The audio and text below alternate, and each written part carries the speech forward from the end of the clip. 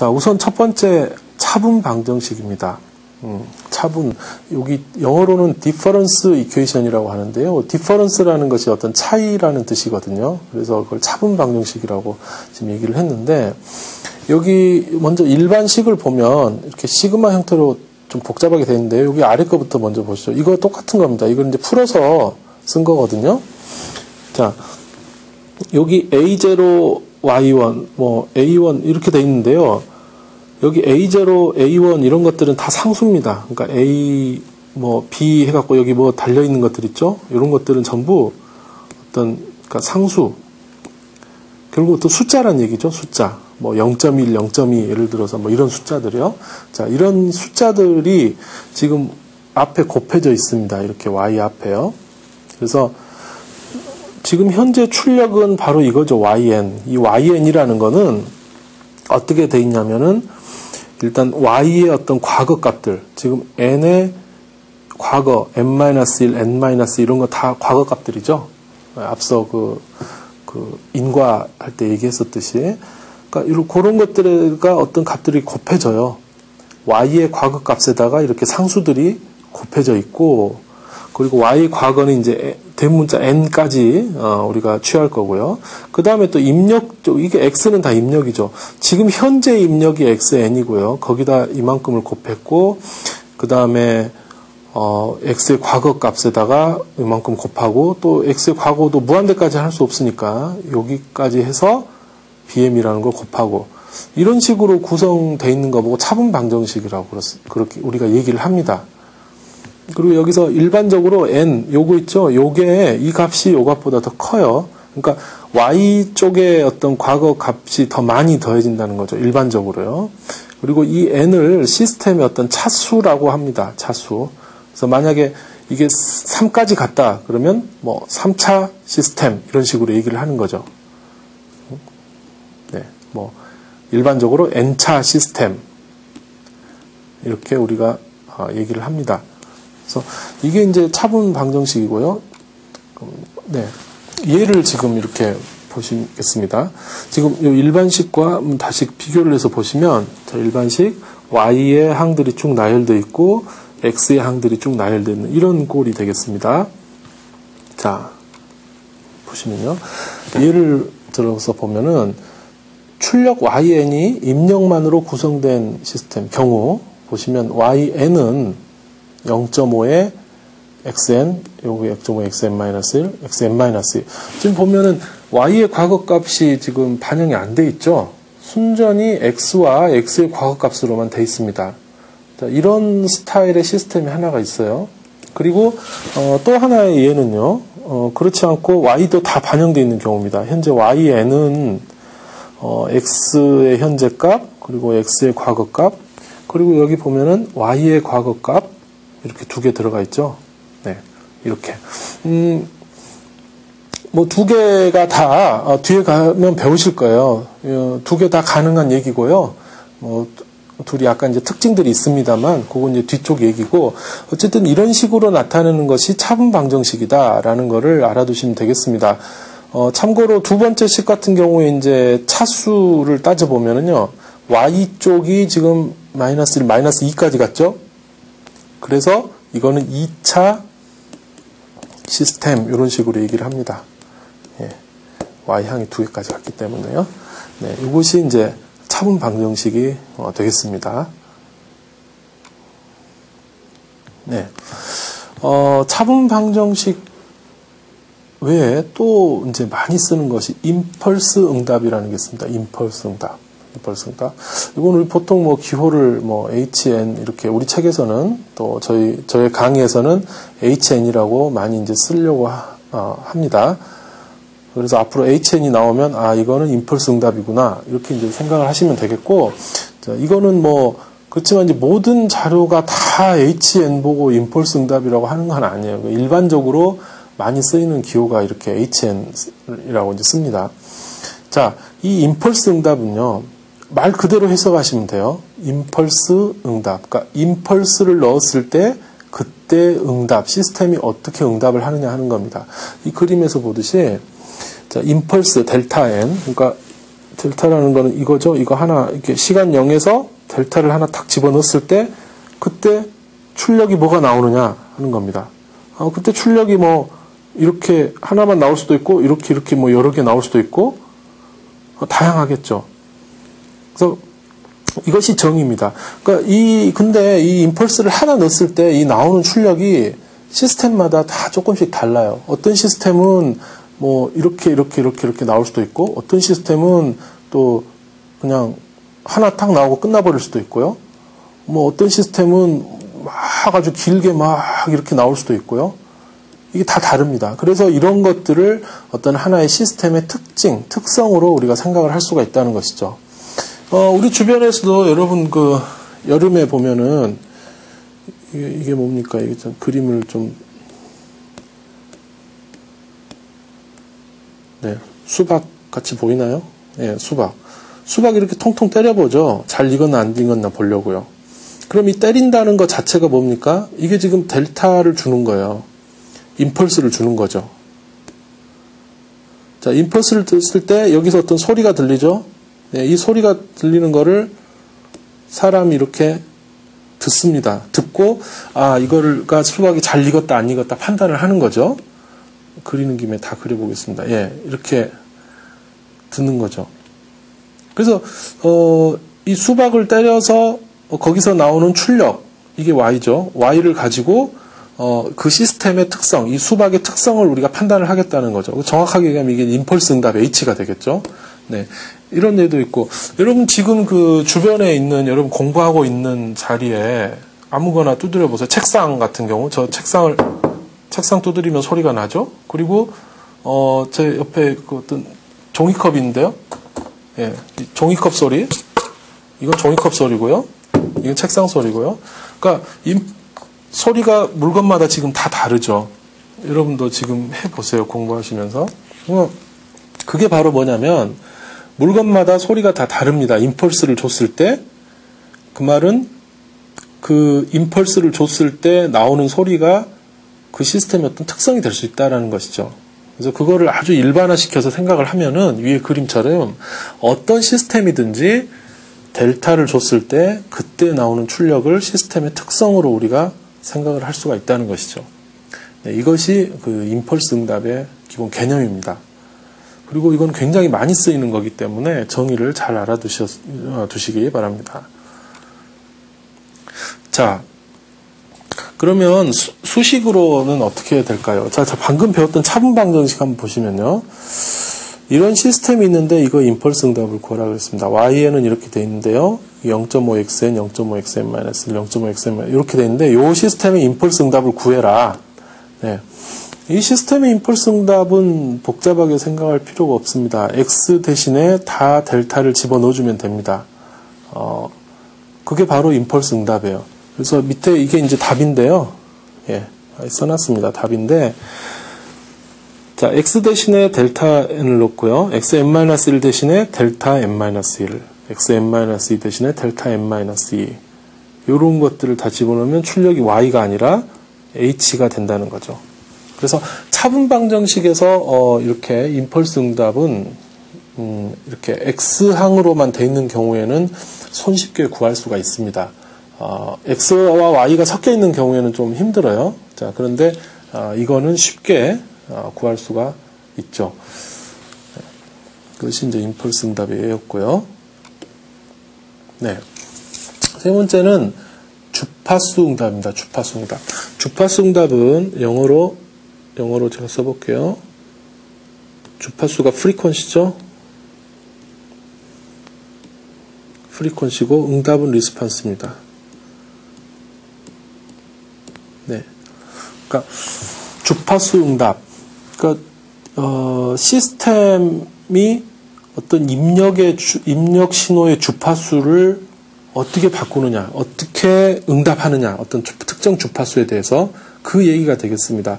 무슨 얘기인가 하냐면 또 제가 개념적인 그림부터 알려드리면은 어떤 시스템이 있는데요. 이 시스템에 어떤 특정한 주파수, 뭐 F라는 100Hz 예를 들어서요. 숫자를 바로 넣어보겠습니다.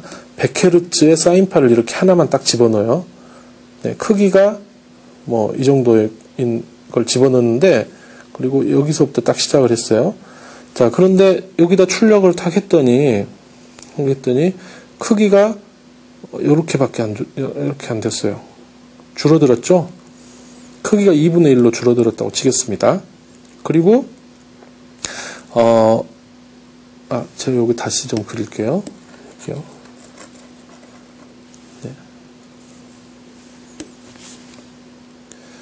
자, 이렇게 돼 있는데, 이렇게 그려볼게요. 이렇게. 네, 똑같은 사인파인데, 주파수는 똑같이 100Hz예요. 우리가 선형 시스템에서 주파수는 바뀌지 않습니다. 근데 크기가 진폭이라고 써보겠습니다. 진폭이 2분의 1로 줄어들었어요.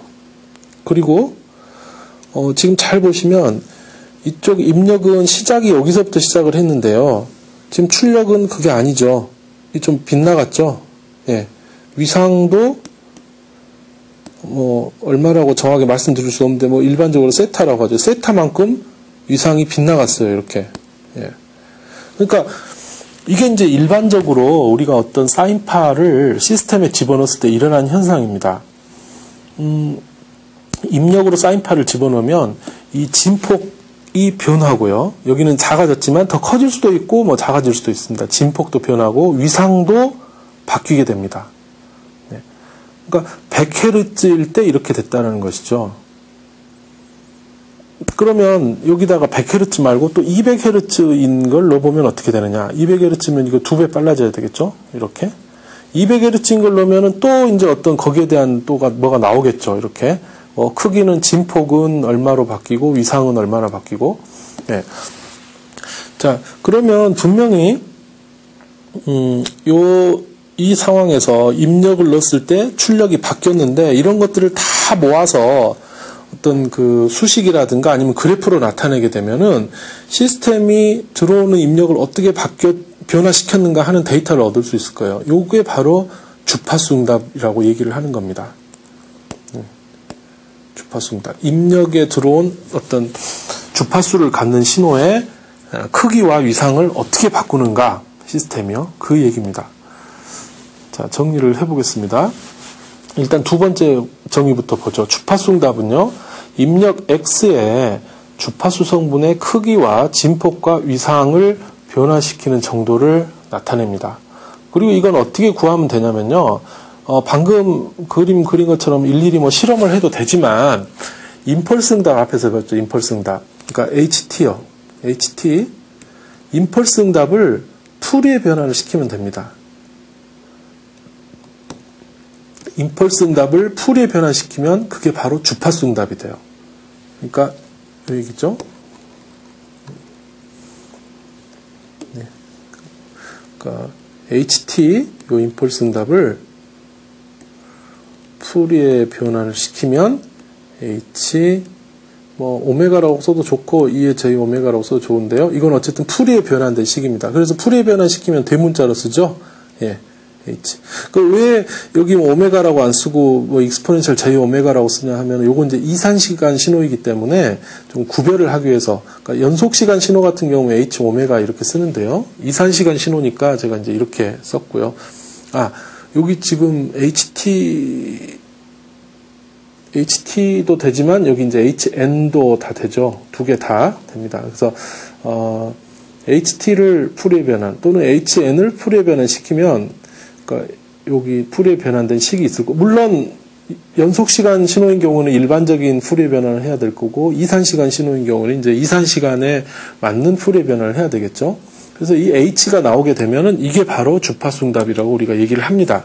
그래서 이 H 하나에는 크기를 어떻게 변화시키느냐, 위상을 어떻게 변화시키느냐 하는 두 가지 정보가 다 들어 있습니다. 그래서 그 두 정보를 빼내기 위해서는 이렇게 하는 거죠. 여러분 그 스펙트럼 분석하고 똑같습니다. 그 스펙트럼에서 앞에서 배웠던 스펙트럼에 보면은 크기 스펙트럼, 즉 진폭 스펙트럼과 위상 스펙트럼을 그리죠. 그거하고 똑같습니다. 이번에는 시스템에 대해서 이렇게 H를 구하게 되면은 요 H 안에는 크기와 위상 정보가 다 들어있는 것이죠. 자, 요 그림 다시 한번 살펴보겠습니다. 자, 입력이 들어와서, 근데 이때 이제 입력도 다 풀이의 변환된 거예요. 원래 그림은 이렇게 그렸었죠. 만약에 이게 xn이고, 여기 hn이고, 여기가 뭐 yn이다. 네, 이렇게 되면은, 이걸 이제 풀이의 변환을 하게 되면 여기 x, 대문자 x가 될 거고, 여기 대문자 h, 대문자 y 이렇게 되겠죠. 자, 그럼 이때 그 주파수 응답과의 관계는요, 이렇게 됩니다. y는 이 h에다가 x를 이렇게 곱해주면 돼요. 그 대신에 전부 대문자죠. 풀이에 변환된 형태로 x를 풀이에 변환시키고, 그리고 임펄스 응답 h를 풀이에 변환시켜서 두 개 곱하면 y의 풀이에 변환된 형태가 나오고, 또 이 식에서 또 이렇게도 생각할 수 있죠. h, 주파수 응답이라는 거는 x분의 y다. 다만 시간 영역이 아니고 주파수 영역에서 그렇다라는 겁니다. 이것도 성립하고요. 그 다음에 y는 h와 x, 요거는 좀 알아두셨는데, 복소수에서요, 그 진폭과 위상을 어떻게 변화시켰냐 보려면 y의 어떤 진폭은 x의 진폭 곱하기 h의 진폭, x의 진폭 이렇게 하면 되고요. y의 위상은 h의 위상과 x의 위상을 더해주면 됩니다. 요거는 기억을 하고 계시면 좋을 것 같네요. 네. 그래서 자, 그 정리를 좀 해보면, 이 주파수 응답이라는 거는 임펄스 응답을 풀이에 변환한 거다. 즉 hn이나 ht를 풀이에 변환하게 되면 주파수 응답이 된다라는 거죠. 그리고 이 h는요, 입력 x의 주파수 성분의 크기와 위상을 변화시키는 정도를 나타낸다는 겁니다. 그래서 블록 다이어그램에서 다 풀이에 변환된 형태로 x와 h와 y를 나타냈을 때 성립되는 것이 y는 h와 x 곱이고요. 또 h는 x분의 y, 똑같은 얘기죠. 그리고 진폭과 위상을 살펴보면 이게 진폭이고요. 위상인데 어떤 관계가 있냐면 y의 진폭은 h의 진폭, x의 진폭 곱이고요. y의 위상은 h의 위상, x의 위상 더하기다. 자, 이렇게 될 수 있다라는 것이 주파수 응답의 정의입니다.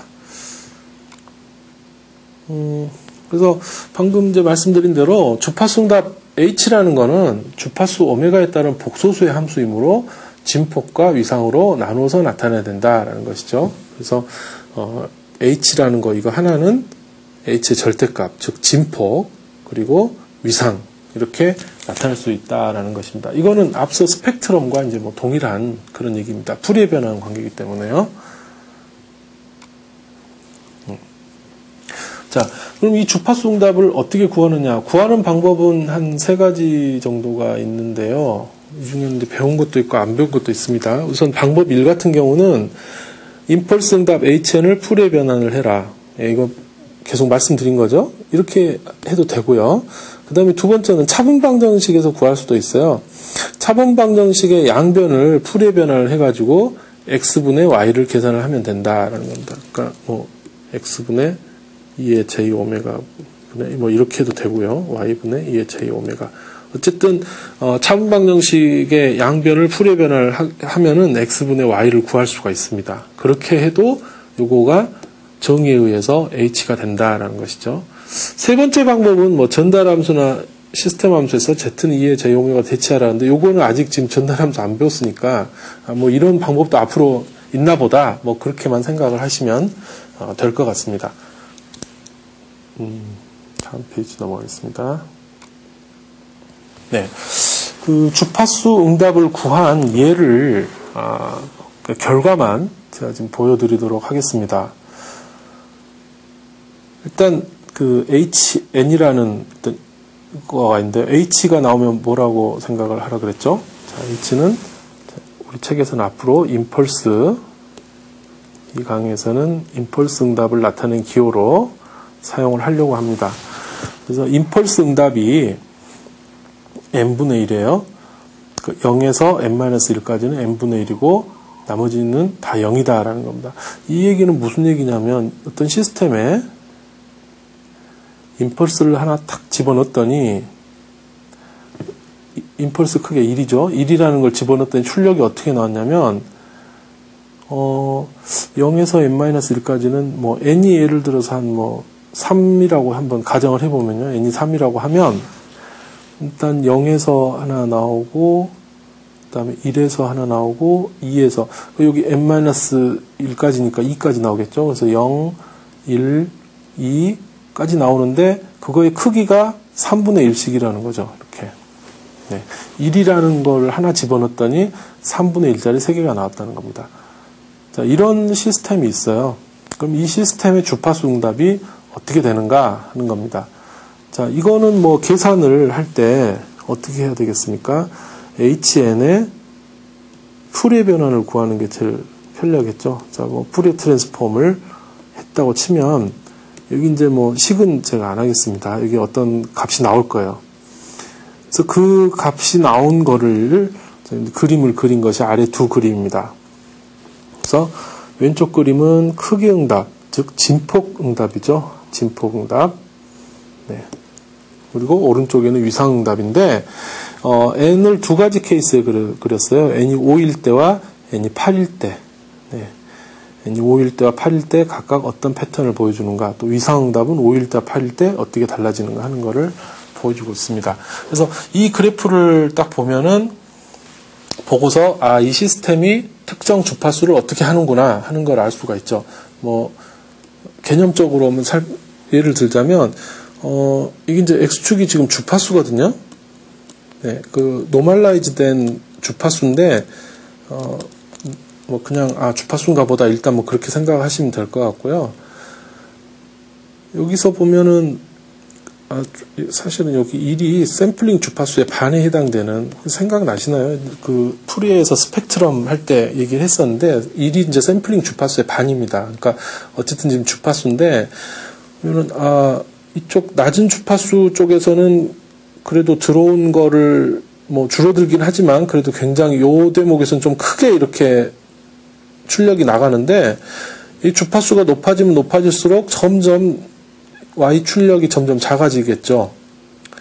왜냐하면 이 임펄스 그 주파수 응답 곡선인데 이 주파수 응답이라는 거는 입력을 그러니까 이런 거죠. Y는 Y의 크기는 H의 크기에다가 X의 크기를 곱한 거라고 그랬는데 입력이 들어와도 H가 작으면 Y가 작아질 거 아닙니까? 그래서 지금 H가 지금 크기가 점점 작아지거든요. 그래서 높은 주파수로 가면 점점 작아지겠구나 하는 거를 생각을 할 수가 있고, 또 지금 이 주파수가 얼마인지 모르겠지만 이런 주파수 있죠. 이런 주파수에서는 이 주파수의 신호가 들어오면 H 값이 0이거든요. 이때가요. H의 절대값이 0.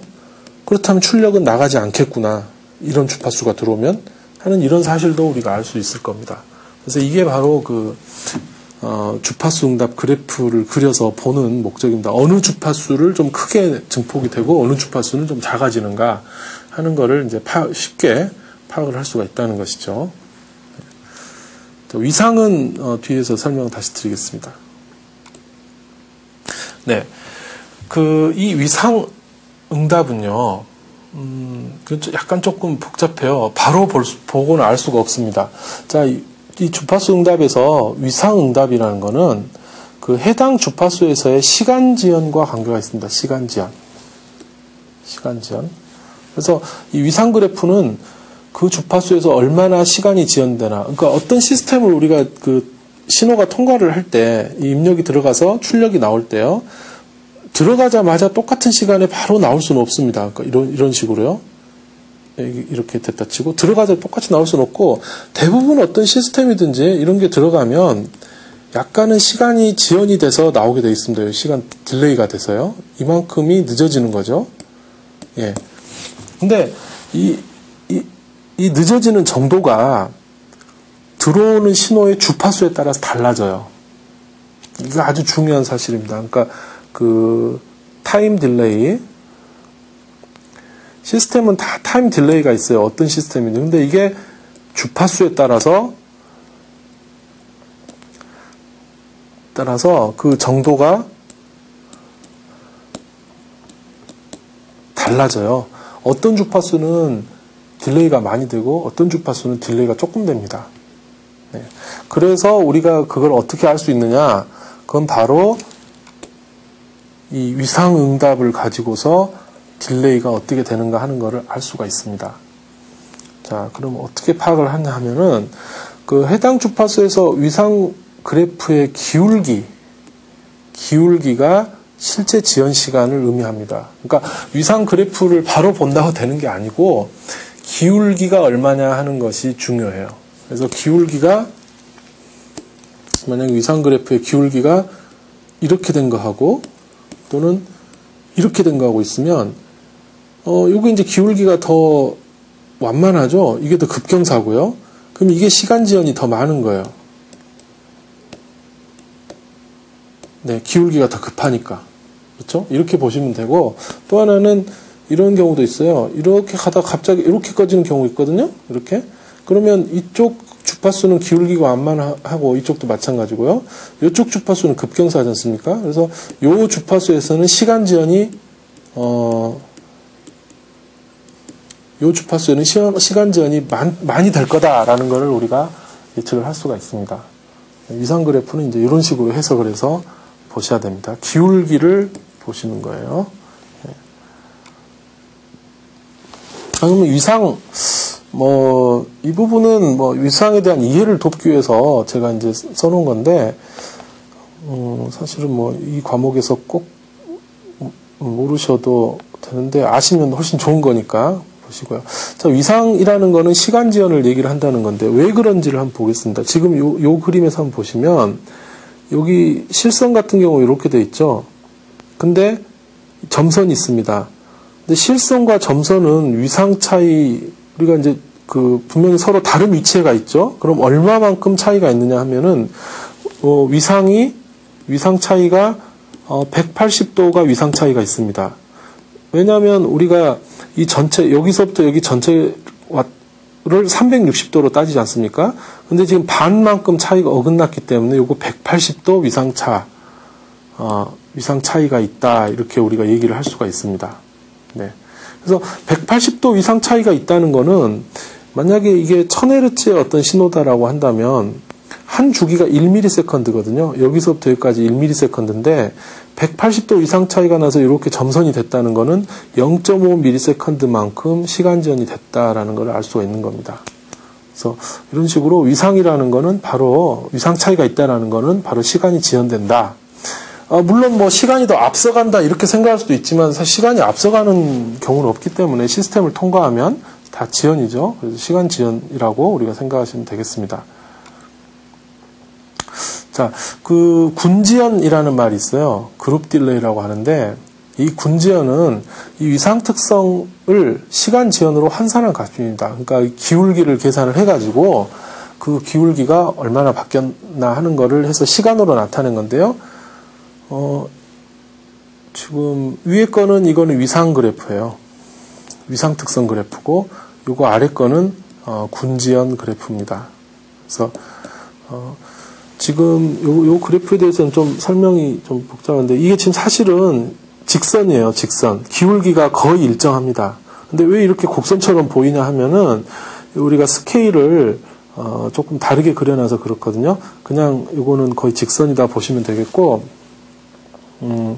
그런 위상 그래프를 우리가 계산을 해보니까 약 한 1ms 정도 시간 지연이 됐다. 그리고 지금 이쪽은 보면은 약간 좀 울퉁불퉁하지 않습니까?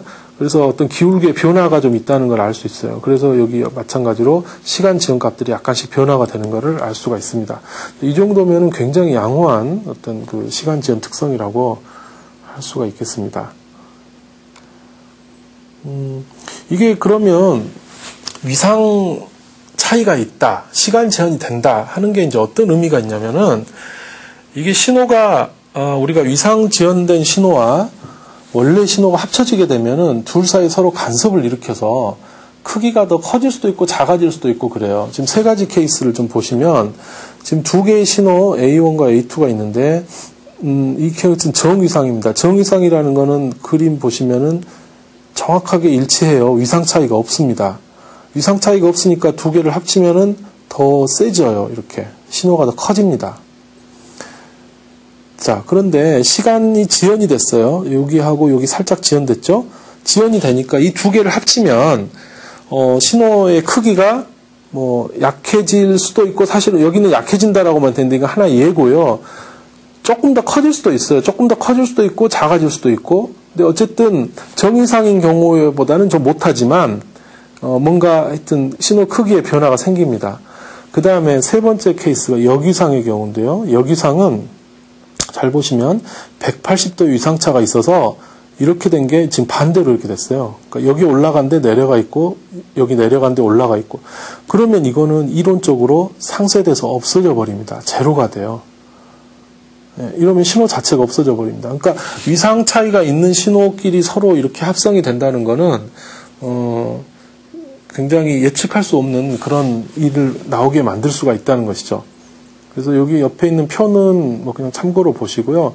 요렇게 했을 때는 신호가 2배 커지고 요렇게 역이상의 경우는 신호가 제로가 되는데 시간 지연이 되면 이제 0부터 2배 사이에 이제 어떤 값을 갖겠죠. 뭐 그렇다는 거를 이제 보여주고 있습니다. 그래서 우리가 시스템의 위상 특성도 사실 참 중요한 거고요. 참고로 이건 뭐 재밌는 건데 역위상 특성. 그러니까 여기 앞에 그림에서 이거 있죠? 역위상. 서로 상쇄돼 버릴 수 있다. 이론적으로. 이론적으로 상쇄가 된다고 돼 있는데 이거를 실제로 이제 응용한 제품이 있어요. 그게 뭐냐면 그 능동 소음 제어라는 분야인데 이게 액티브 노이즈 컨트롤이라고 얘기합니다. 액티브 노이즈 컨트롤. 역위상 특성을 이용한 이제 능동 소음 제어인데요. 자, 이것은 이 개념도를 먼저 보시면 노이즈를 잡음을 우리가 이제 없애는 겁니다. 소리를요.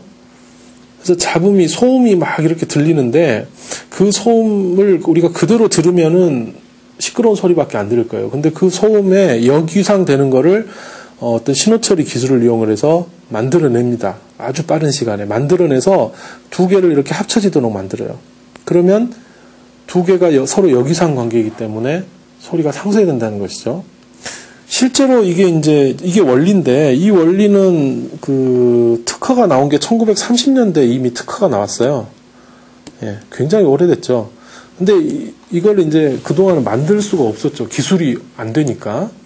네, 근데 이거를 만들 수 있게 된 게 이제 80년대 중후반에 어떤 이 신호처리 기술이 발달하면서 또 전자 기술이 발달하면서 실제로 구현을 할 수가 있게 됐어요. 그래서 여기 보시면 능동 소음 제거하는 이어폰인데요. 실제로 판매되고 있는 제품입니다. 이 이어폰은 밖에서 어떤 들어오는 소음, 이런 소음을 들어오면은 이 안에 전자회로가 내장되어 있어가지고 이 전자회로에서 이 소음과 반대되는 소음을 얼른 만들어냅니다. 그래가지고 여기서 이렇게 합성을 해서 없어지게 이렇게 이제 만들고 있습니다. 이런 그 제품이 실제로 응용이 되고 있고 이건 이제 역위상 특성을 이용을 한 것이죠. 요거 이제 실제 판매되고 있는 그런 제품의 사진을 보여주고 있습니다. 가격이 약 한 50만 원, 60만 원? 네, 그 정도 하는 걸로 알고 있습니다.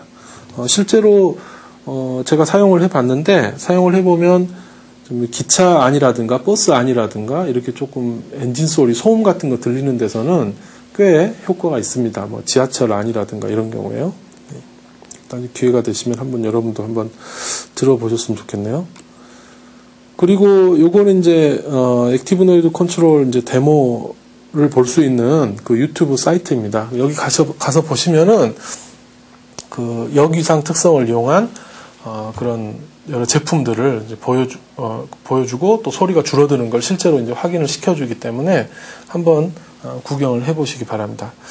자, 이렇게 시스템의 특성이었는데요. 이거 정리를 쭉 해보면 앞으로 조금 넘어가서 정리를 해보겠습니다. 네.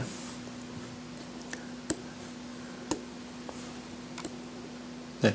그 시스템 표현법에서 크게 이렇게 차분 방정식, 디퍼런스 이퀘이션, 임펄스 응답, 그다음에 주파수 응답, 시스템 함수가 있는데 이번 강의에서 이 시스템 함수에 대해서는 얘기를 하지 않았습니다. 이 세 가지에 대해서 얘기를 했었는데요. 여러분들 공부하실 때 이 세 가지의 정의와 그다음에 이게 이제 수식으로 어떻게 표현이 되는가 하는 것들에 대해서 잘 알아두시기 바랍니다. 자, 이렇게 해서 시스템 표현법에 대한 강의를 마치도록 하겠습니다.